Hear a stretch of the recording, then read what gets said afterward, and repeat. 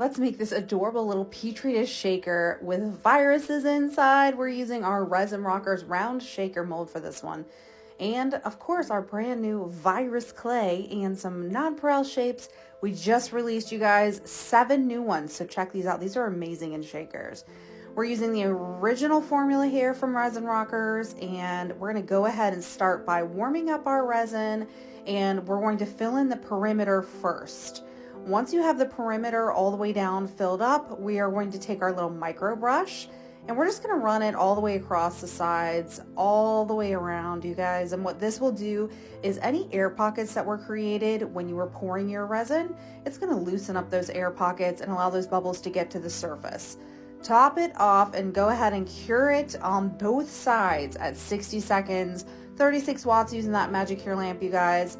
Let it rest and take it out of the mold. Now we're going to take our shaker film and we're going to use a weeding tool to just trace that circle all the way around that finished piece. And that's going to allow us to cut it out with any marks like a marker would leave and give us this perfect shape.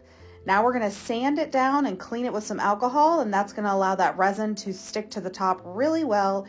We're going to take our virus clay, our sprinkle clay, and our little nonpareils. We're going to add a little 3D glitter. And then we're going to go ahead and put some resin down on our mat and then dab it all the way around so you have a nice tight seal between the shaker film and the shaker itself.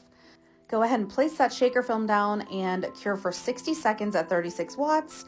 Now is the most important part, which is our top coat. This is going to seal that shaker film down. It's also going to give us that beautiful, beautiful glass-like finish we long for. I work from the middle and carry that resin all the way to the ends. We're going to hit it with a little bit of flame to get rid of those bubbles, and then we're going to slowly titrate up. So we are going to go ahead and cure with the magic cure lamp at 6 watts, bumping it up every 20 seconds until we get to the 36 watts. Now we're going to go ahead and just for fun, use a Yonos acrylic paint marker and do the sides in silver to give it a little extra dimension. And this is the end result, you guys. It is so freaking cute. I love it.